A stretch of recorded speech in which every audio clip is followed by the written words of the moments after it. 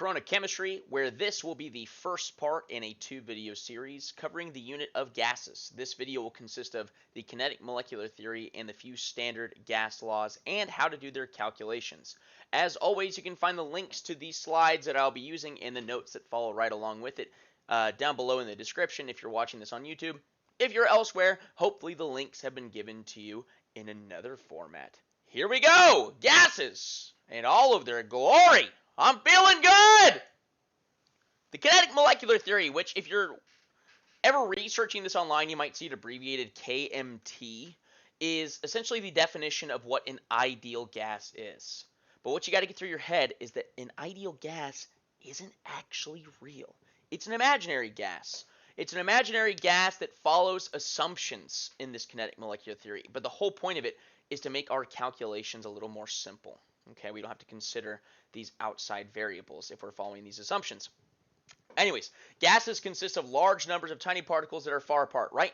When we were comparing solids, liquids, and gases, probably in the beginning of your chemistry class, you know that gases have the most kinetic energy. They're zipping and zigging and zagging everywhere, bouncing off the walls from one another. They're not really concerned with getting with one another, so they're very, very far apart relatively to one another. Gas particles are in constant random motion and may collide. Well, something that we say here is that their kinetic energy, how fast they're moving around, actually overcomes those intermolecular attractive forces that we learned about in the last series of videos that we covered in the bonding unit. So that's the first couple of points that are made in the kinetic molecular theory. They also say that no kinetic energy is lost when these particles collide with one another, meaning that these collisions are quote-unquote elastic. No energy is lost. And that the average kinetic energy of a particle depends on the temperature, aka temperature measures kinetic energy, right? Temperature measures kinetic energy. If you're taking your own temperature, you're taking a measurement of some of the molecules in your body and how much energy that they are jazzed up with. And all gases have the same average kinetic energy at a given temperature. It doesn't matter if you're a smaller gas or if you're a really, really big gas. Excuse me. We're leaving that sneeze in the video. You better believe it, we're leaving that sneeze in the video. You better say bless you. You better. You're watching this at home, you better say bless you. All gases have the same average kinetic energy at a given temperature. It doesn't matter if you're talking about a hydrogen molecule gas, one of the smallest that there is, or sulfur hexafluoride, one of the biggest that there is, right? One might be this, big hulking behemoth relative to another, but because they're at the same temperature, they're moving at the same speed, same average kinetic energy. But in order for these points of the kinetic molecular theory to be true, we have to assume the following, and this is the whole reason why we're going to say that the KMT is valid, okay, because we're obeying these assumptions. Gas particles do not attract or repel each other. Well, we know that that is false because in the last series of videos, we learned about intermolecular forces.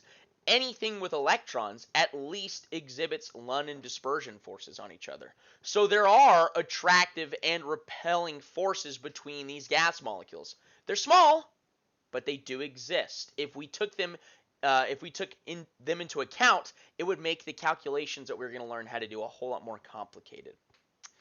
But we're going to assume that they don't have any attraction or feelings of repulsion for one another, which is what a lot of high schoolers should really take note of.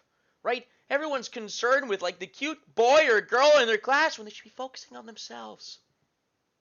Focus on yourself. Save love for later. Just my 2 cents. Gas particles are so far apart that we don't have to worry about the volume of the molecule itself. The only thing that we're going to take into account here is the overall volume that the molecules are. But the actual molecules themselves, they're not actually occupying space. It's the distance between the two furthest molecules essentially from each other. That's the volume that we're going to account for in our calculations.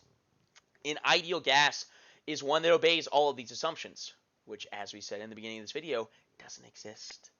Gases don't actually obey these assumptions, but just to keep things as simple as possible, we're going to say that they do. A gas certainly does not behave ideally at low temperatures and high pressures, and let's discuss why that is. Remember, temperature is a measurement of kinetic energy. Well, if you're at a low temperature, that means your molecules don't have as much kinetic energy, which means they're moving slower. And if they're moving slower, then that means whenever they're passing by each other, they're not zipping past each other, they're slowly going past each other, which means there's more of a chance for those intermolecular forces to take effect, where they go, oh, man, gas molecule, you're looking kind of good. And the other gas molecule says, oh, you know what, you're kind of looking good too. Where if they were moving at light speed, they would just zip past each other and not even get a chance to give the old classic up down on one another. It wouldn't work. Now let's talk about high pressures. Pressure is essentially a squeezing force on them. And if you got a higher pressure, then these molecules are going to be closer together, which means there's going to be a greater chance for these attractive or repelling forces to take effect. So higher pressure generally means your molecules are closer together, which means then we're going to see those intramolecular forces at a more prevalent state. So that is in which a gas will behave the least like an ideal gas. A gas would behave the most like an ideal gas with opposite circumstances, high temperatures and low pressures, if you want to think of it that way. So now let's talk about the factors that affect gases. 4 factors. How much space are the molecules occupying, or in what size container are they actually working with, right? The more the gas can spread out is certainly going to affect certain behaviors of the gas. The temperature of your gas, as we said, is a direct correlation to the kinetic energy in the molecules. How much gas is in there, right? A little bit of gas, a lot of gas. Is your balloon partially filled? Is your balloon filled to the brim? Different behaviors that we're going to see. And pressure, which we're going to define that as how much force the gas is actually exerting on the walls of its container. The gas doesn't want to stay in whatever prison you've trapped it in. It wants to branch out. It wants to fly its wings and flap away. But it can't. And so it's got to do a little prison break. It's got to try to do a prison break. And so pressure is how often and how hard the gas molecules are hitting the walls of their container. If we increase the temperature, we're increasing the kinetic energy. Therefore, they're hitting it a little bit harder. And if we increase how much gas is in there, like the amount of gas, well, then we're increasing how frequently they're hitting the walls of the container. So there's different ways that we can influence the pressure that a gas is actually exerting. We're going to learn several calculations today, and the first of which is actually how to go in between different units of pressure. These are not all of the units of pressure in the world. These are just a few of the main ones. We have ATM, which is the most common one you're going to see. It's short for atmospheres. Torr and millimeters mercury are the same thing. Notice that they have the same values here on our equivalent chart. And then KPA is short for kilopascals. If you know anything about cars and you've heard about PSI before, you've heard probably other units as well. But these are the 4 main ones that I've seen in general chemistry. Now, these are all equivalents. These are all equal to each other. It doesn't mean that you have to do 4 separate conversions in order to go from ATM to KPA. Everything can be one step, okay? And so we're going to shift over here in just a second, and we are going to learn how to do these different conversions, okay? So get your calculator out, get a piece of paper out, or if you've got those notes down below in the link in the description, please bust them out, follow along, do these example problems with us. Here's we are going to show you how to mathematically do these pressure conversions utilizing the 4 main units that we're going to see in the problems that we're going to be doing with gas laws. So feel free to follow along with the problems on the side of the screen, and or hopefully you are already following along in the notes using the links down below this video. Anyways, grab a calculator, make sure you've got a pencil, follow along. Our first question is we are going to be converting 4.6 ATM to torr. And the way that we are going to approach each of these conversions is utilizing dimensional analysis, aka those train tracks that we've utilized in several different topics in chemistry thus far. But because of this string of equivalents, every single one of these conversions is a one-step mathematical calculation. There is no need to utilize more than one step. And so we're going to draw our line. We've already written down where we're starting, which is ATM. We're going to write down where we are going, which is torr.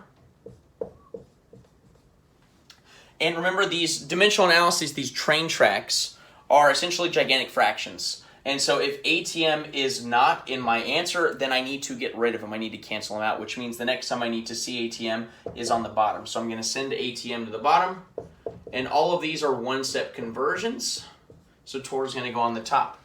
Then all I got to do is look at my string of equivalents. How many ATMs are there for how many torrs? Well, there's one ATM for every 760 torr. And so then all we got to do in the calculator is multiply by the top and divide by the bottom. Make sure, because we started with 2 sig figs, that we also end with 2 sig figs. So I'm going to do 4.6 times 760 in my calculator and get 3,496, which is unrounded.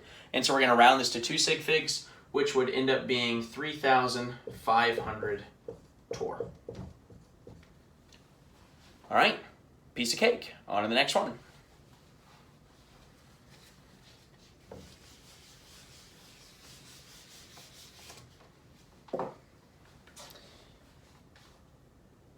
Next, we are converting 7.89 ATM to kPa. 7.89 ATM, we're converting to kPa. Notice that in our string of equivalents, they're on the opposite sides. It doesn't matter. This is still a one-step calculation. Send ATM to the bottom, and kPa is already on top. For every 1 ATM, I have 101.3 kPa. Multiply by the top, divide by the bottom, 7.89 times 101.3. And unrounded, we get 799.257. We started with 3 sig figs, which means we also want to end with 3 sig figs, so our final answer would just be 799 kPa. On to the next one.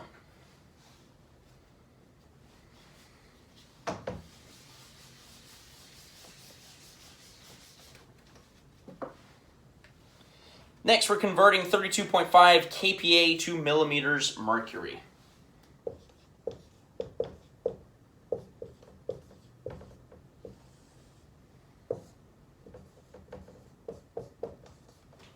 Like so. We're going from here to here. kPa is not my answer, so I send it to the bottom.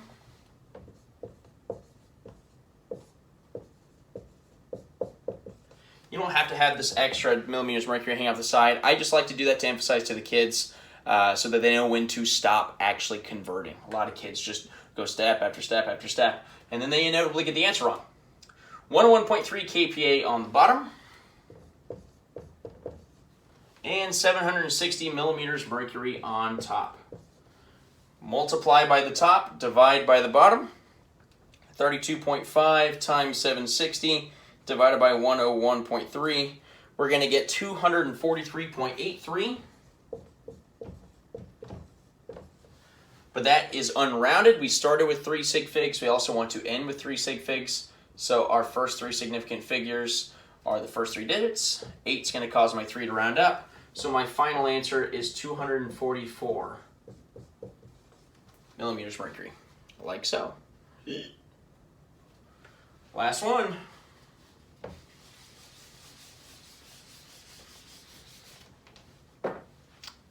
Last one is converting 555.2 millimeters mercury to ATM.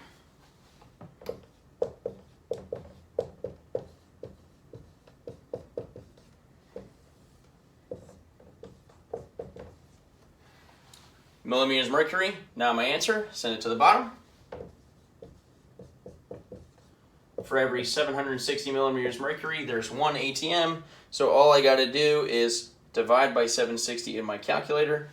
Unrounded, we get 0.730526. Lots of more digits after that, but we started with 4 sig figs, so we need to end with 4 sig figs, which means we are simply going to cut this off at 7.7305 ATM. And I will say that ATM is certainly going to be the most common unit that you're going to have these answers in, probably. So now we're going to learn about the few general gas laws. We're going to work up to the combined gas law, which will serve as our final topic of today. But there are calculations with each, and you get an equation for each of these laws. Now, Boyle is the name of the guy who made this. It's not so important, but Boyle theorized that the volume of a quantity of gas is inversely proportional to pressure, which makes a whole lot of sense. And what does an inverse relationship mean? Well, it means that when one of them goes up, the other variable is going to go down. They have sort of an opposite relationship with one another, which makes a whole lot of sense.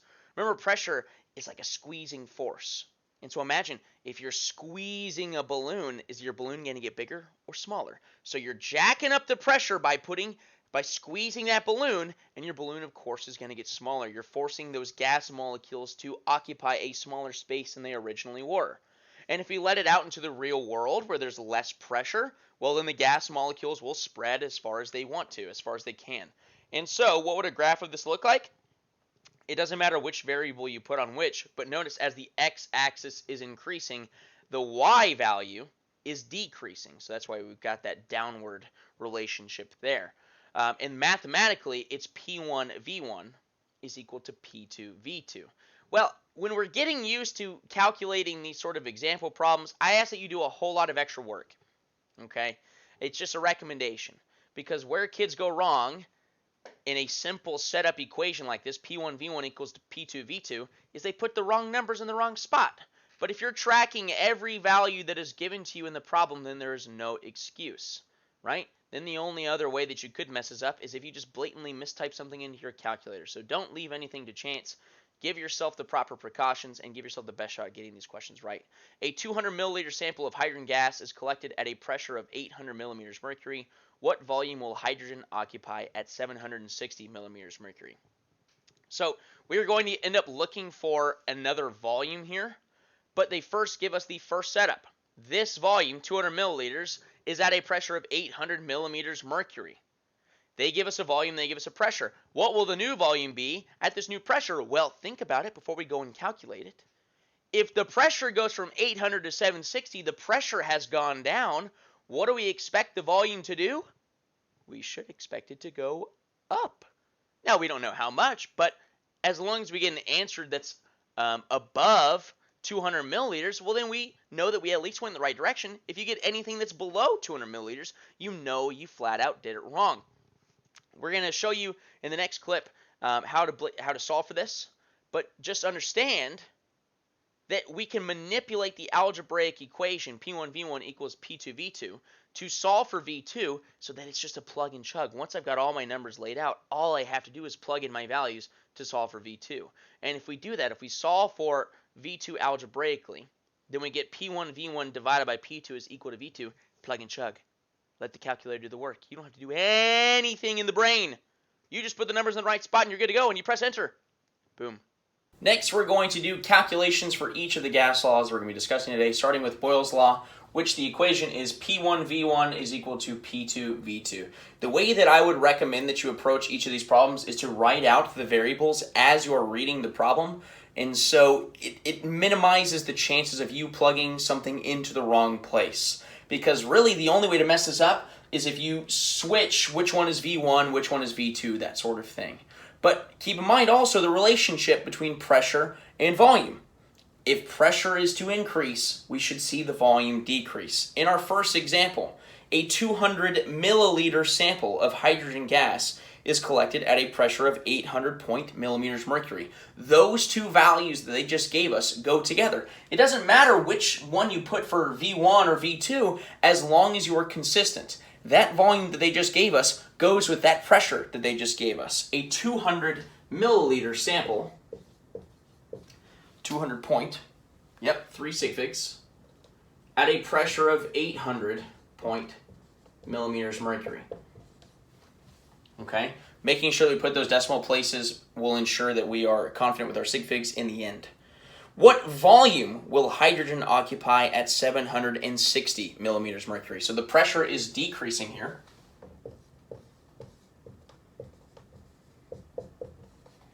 And we're obviously looking for V2.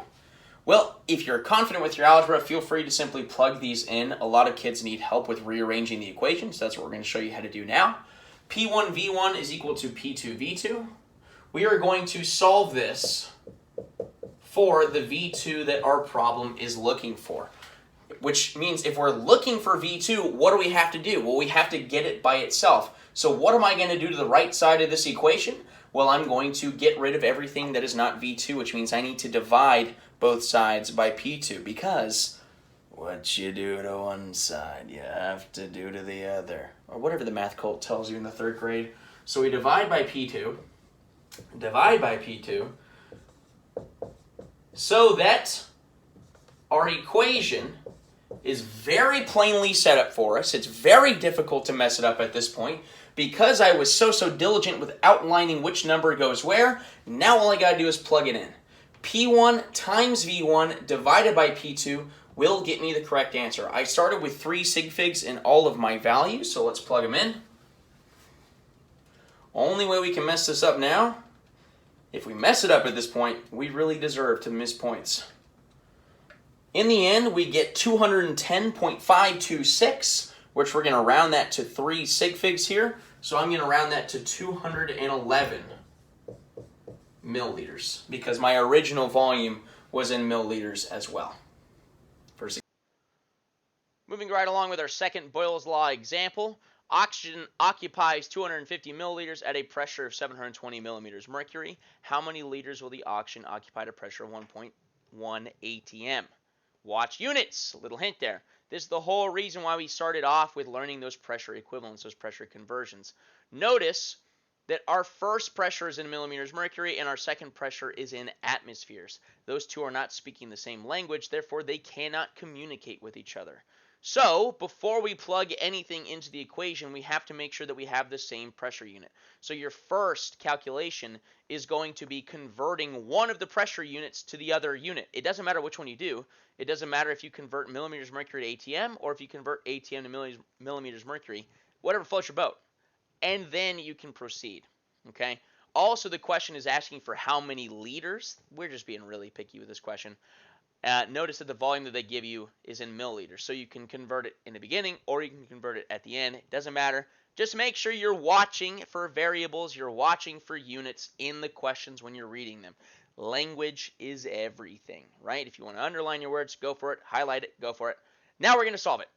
Example 2, also concerning Boyle's Law, reads, oxygen occupies 250 milliliters at a pressure of 720 millimeters mercury. So notice that those volume, or that volume and that pressure goes together. They are written together, therefore we're going to put them together. Doesn't matter if it's V1 and P1 or V2 and P2, so long as they are the same pair with one another. So 250 milliliters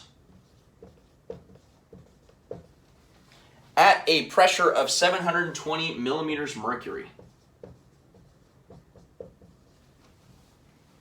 How many liters will the oxygen occupy at a pressure of 1.1 atm? So we're looking for volume once again, and the pressure here is 1.1 atm. Well, as we drew your attention to it just a second ago, our pressures are not the same unit, which means they are not communicating with one another. We have to make them the same language. So we either need to convert this guy to ATM or convert this guy to millimeters mercury. It doesn't matter which one you do. I personally like to have everything in ATM, so what I'm going to do is I'm going to divide this by 760 because in every 1 ATM, there are 760 millimeters mercury. How do I know that?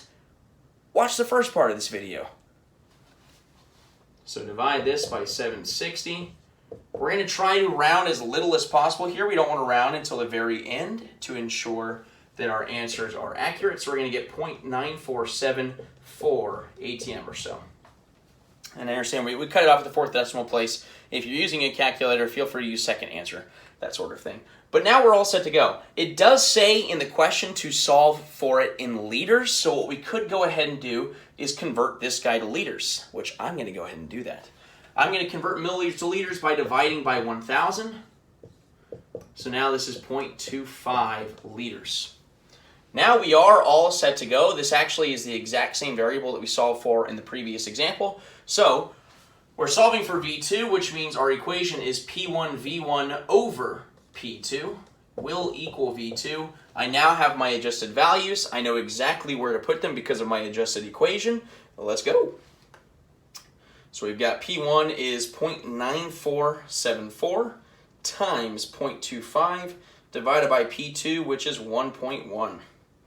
And the answer we get, and we're going to round it to 2 sig figs, 0.22 liters. Because we already went ahead and converted it to liters. We rounded to 2 sig figs because the smallest amount of significant figures used in the problem was 2.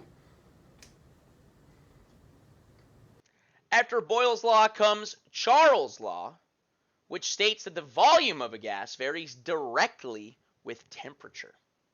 Meaning, in a direct relationship, when one variable increases, so does the other. When I jack up the temperature, the volume also increases. So as we see on the graph, that as the x-axis, as the x value increases, so does the y. Mathematically, this actually puts it into a division relationship because that's just how the math works. If you're going to jack up the temperature, in order for the volume to also increase, you have to put them in this structure, okay? We can't put them side by side. That's an inverse relationship.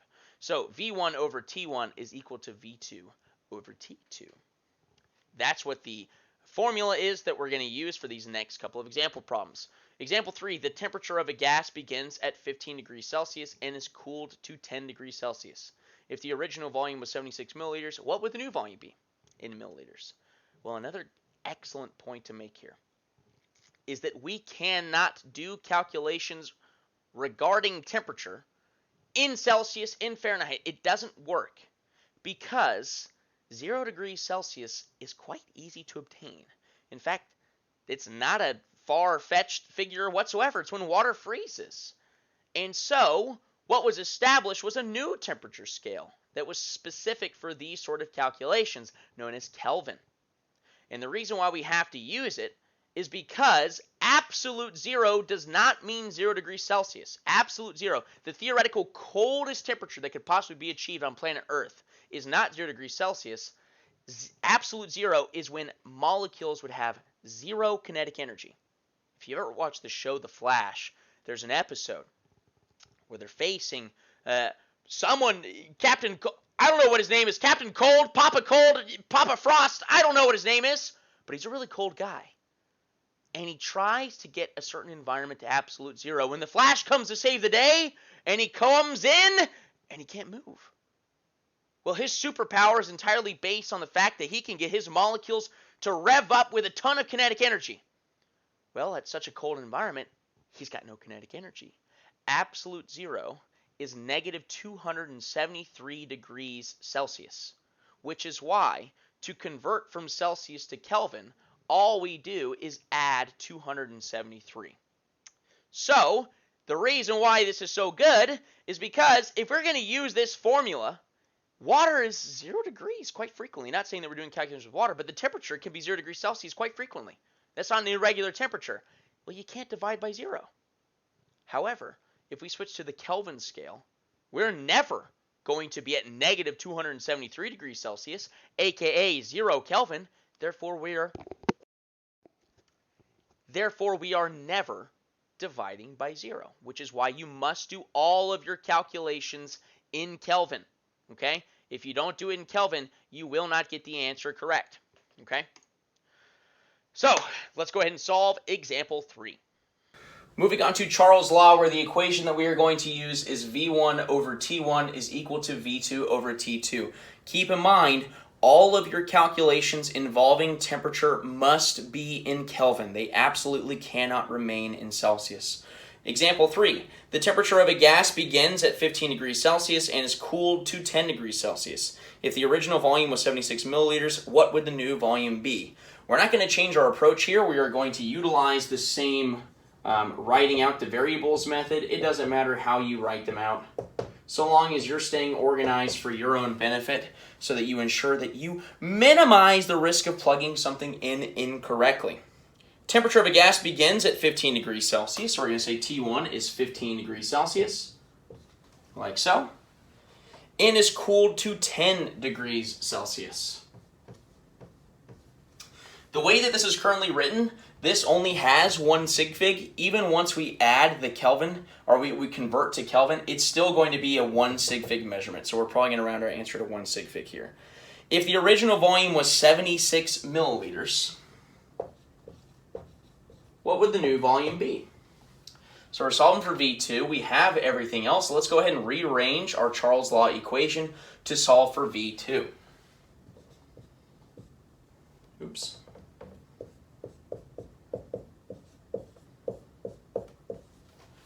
If we wanted to isolate V2, the way that we would do that is we need to get rid of T2.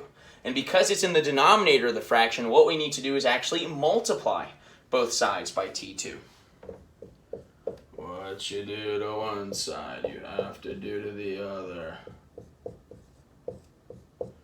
And so our equation ends up being V1 T2 over T1 is equal to V2. Remember, if you're totally okay with your algebra, you're confident with it, you don't need to do this precursory step. If you want to get the good practice in and you want to give yourself the best chance of not messing it up in the calculator, this is the way to do it. Keep in mind, we are not ready to plug and chug because our temperature is still in Celsius. We have to convert. So we're going to go from Celsius to Kelvin by adding 273 to each of our temperatures, which means T1 is actually 288 and T2 is actually 283 Kelvin. And you also want to think to yourself, if my temperature is going down, what should I see in my volume? Well, this is a direct relationship. So if temperature is going down, then so should volume. It's going to be a small change because the temperature change is so small, but a decrease nonetheless. So now we're going to plug in our values. V1 T2 over T1 is equal to V2. So we're going to plug it in. 76 times 283 divided by 288. And we're going to round to that 1 sig fig, as I said before. Unrounded, we get our answer as 74.68 milliliters, which is a decrease to our 76, so that's what we expected. We're going to round this to 1 sig fig, though. I know it's sort of frustrating sometimes, so we're going to leave that at 70 milliliters. Example 4, a container holds 50.0 milliliters of nitrogen gas at 25 degrees Celsius. What will its volume be if the temperature increases by 35 degrees Celsius? I always like to do a little mental check. What am I expecting to see? Well, the temperature is going up. I'm starting at 25 degrees. I'm increasing by 35 degrees Celsius, so I'm going up. If the temperature is going up, I should also expect the volume to go up as well, which means if I get an answer that's less than 50, I'm guaranteed to know that I did it incorrectly. So try to have that little mental train of thought. And then also remember, we're starting out in Celsius. If they don't give it to you in Kelvin, you have to convert it. You cannot do math with Celsius. Absolutely not. Example 4. Example 4, a container holds 50.0 milliliters of nitrogen gas at 25 degrees Celsius. What will its volume be if the temperature increases by 35 degrees Celsius? Watch that language there. It's not saying the second temperature is 35 degrees Celsius. It's saying it's increasing by 35. So you got to do a little bit of big chat, quick maths there. A container holds 50.0 milliliters of nitrogen at 25 degrees Celsius. Watch that Celsius once again. I know we've said it several times already. What will its new volume be if the temperature increases by 35 degrees Celsius? A lot of kids would make the mistake of saying T2 is 35, but actually it's 25 plus 35, which means, if I'm doing my quick maths right, that's actually 60 degrees Celsius.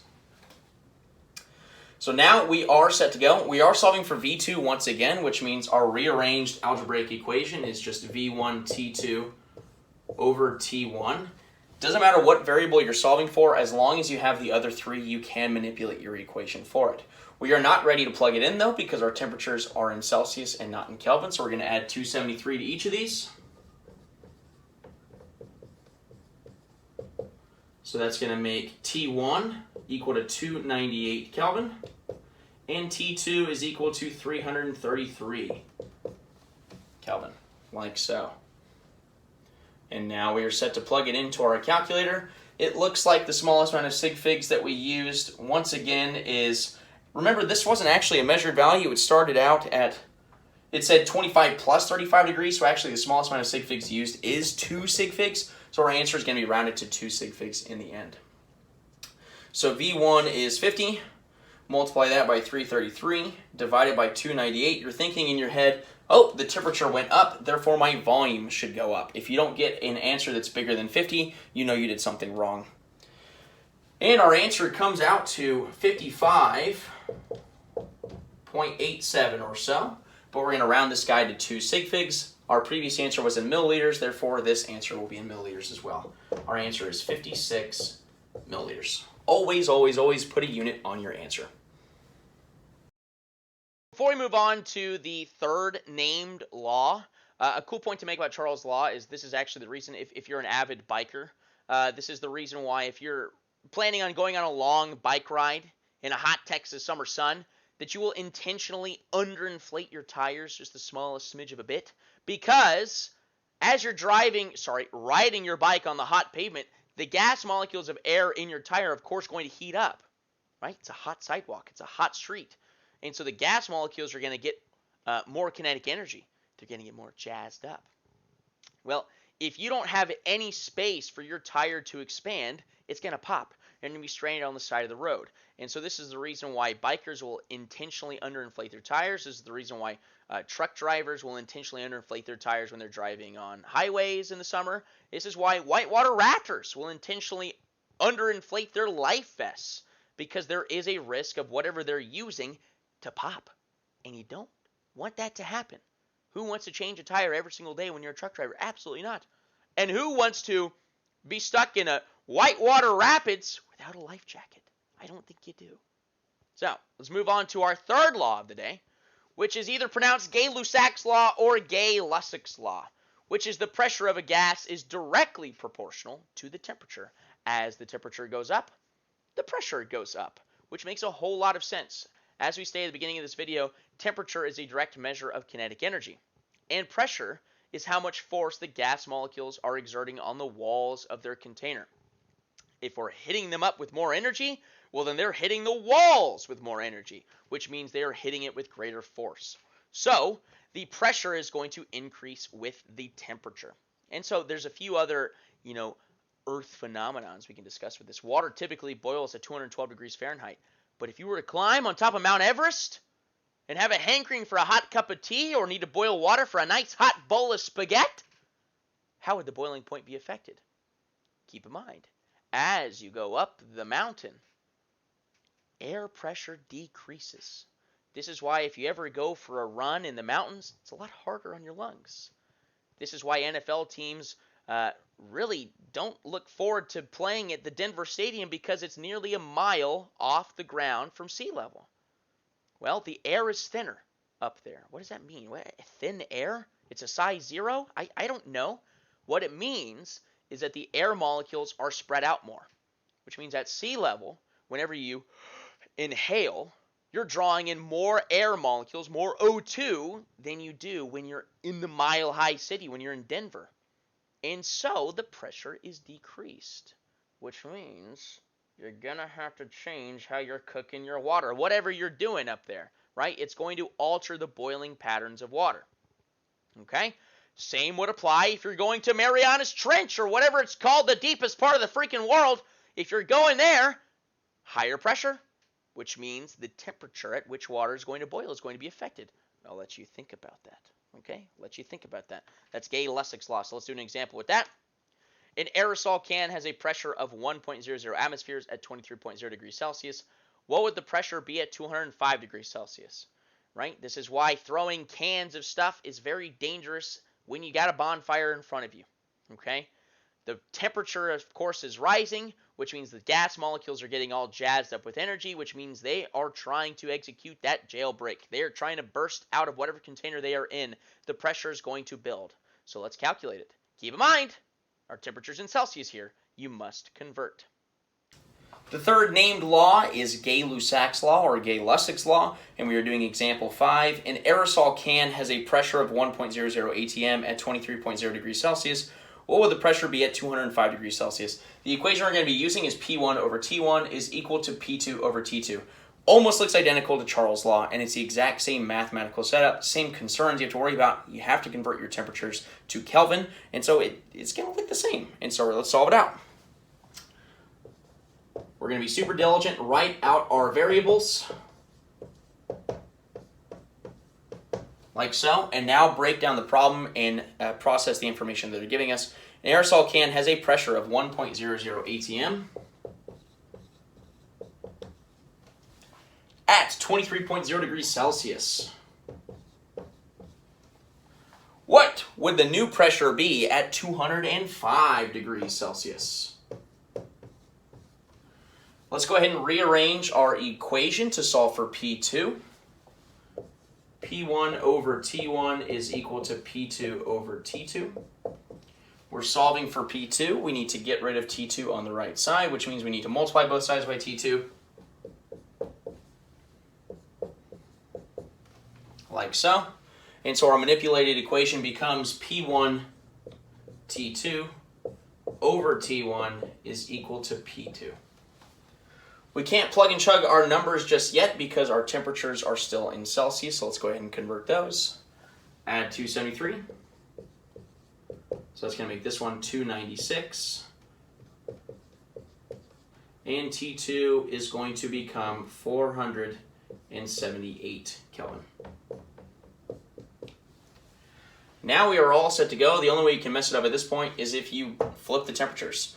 P1 is even 1, so you don't really have to plug that into your calculator. So all it is T2 divided by T1. You're thinking in your head, this is a direct relationship. If the temperature is going up, then the pressure should also certainly go up. 478 divided by 296. We started with 3 sig figs in each of our measurements, therefore we're going to round to 3 sig figs. P2 is equal to 1.61 ATM.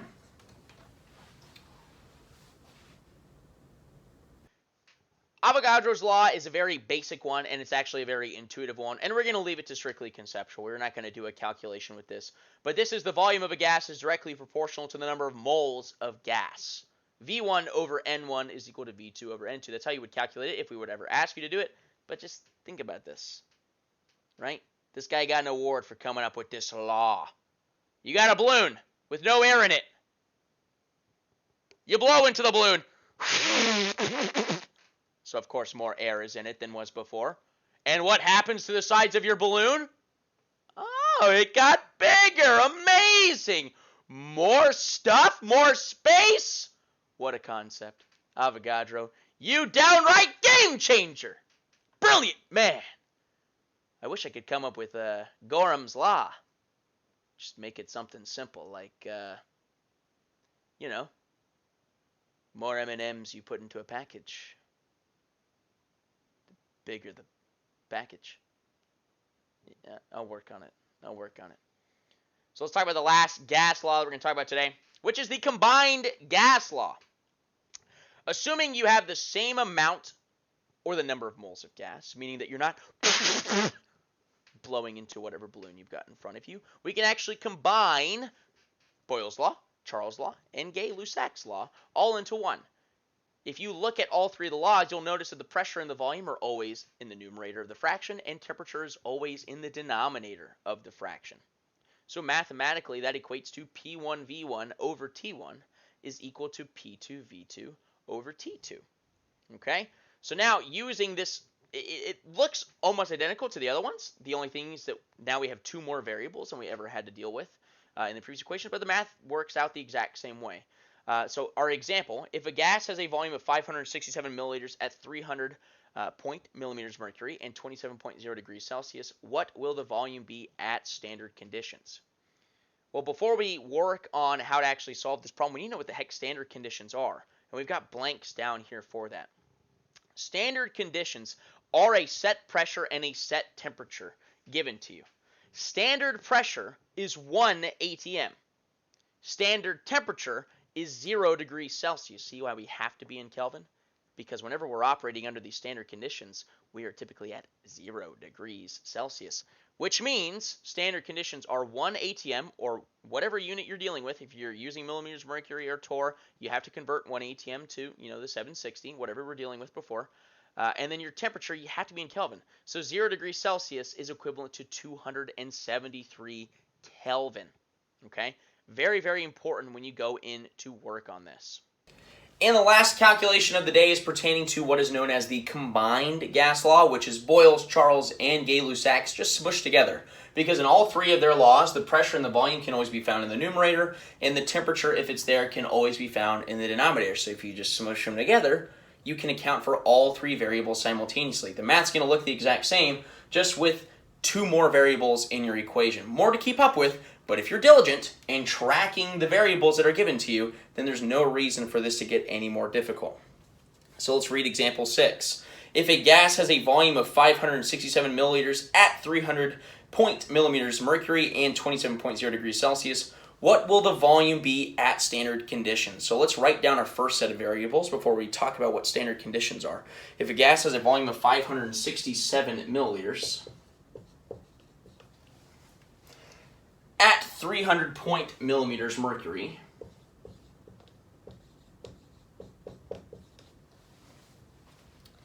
and 27.0 degrees Celsius, what will the volume be at standard conditions? So for all of these gas laws, they always give us all the variables except for the one that we are looking for. And this one is no different. So you might be asking yourself, well, where am I going to get these extra numbers? I'm obviously looking for the new volume, but where am I going to get P2 and T2? Well, they did actually give it to you. When they tell you standard conditions, that is actually giving you numeric measurements for a pressure and a temperature.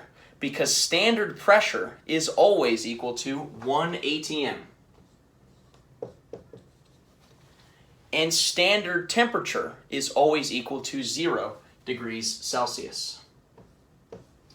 So now as we're breaking down this problem, we see a couple of issues that we ran into problems before. Notice our pressures are in different units, so we're going to have to convert one of those at least. And our temperatures, of course, are still in Celsius, so we need to convert those to Kelvin. Let's go ahead and rearrange our equation, though. Let's solve for V2, okay? So we're going to isolate V2.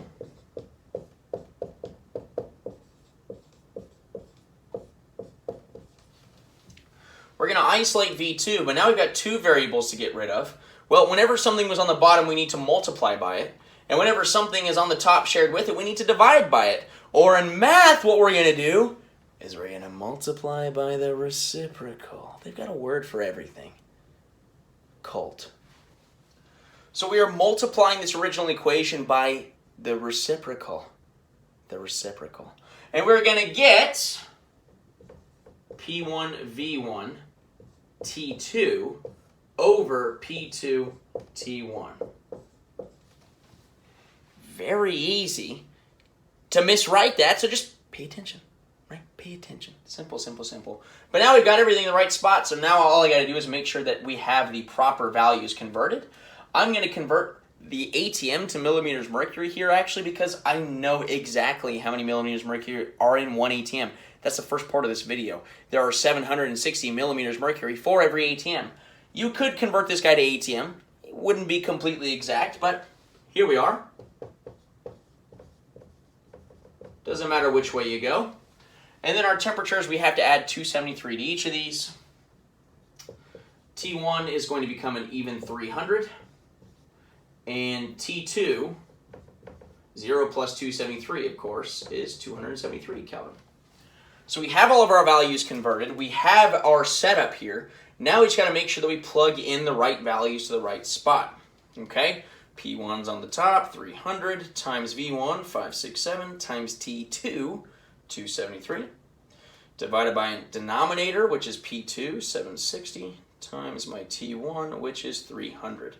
If you're plugging it in correctly, and then the smallest amount of sig figs used, keep in mind the 1 atm and the 0 degrees Celsius, those are factual. If it ever says standard conditions, those are not measured values here. So they're not actually contributing to the sig figs in your problem. The lowest amount of sig figs actually used, all of our measured values here, they all had 3 sig figs. So we're just going to round to 3 sig figs.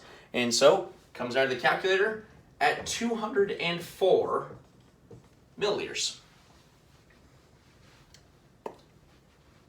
Join us for part 2, coming soon, where we will discuss ideal gas law, Graham's law. We're going to talk more about gases. Let's leave it at that, okay? I look forward to it. I can't wait. Let me out of my house. Please.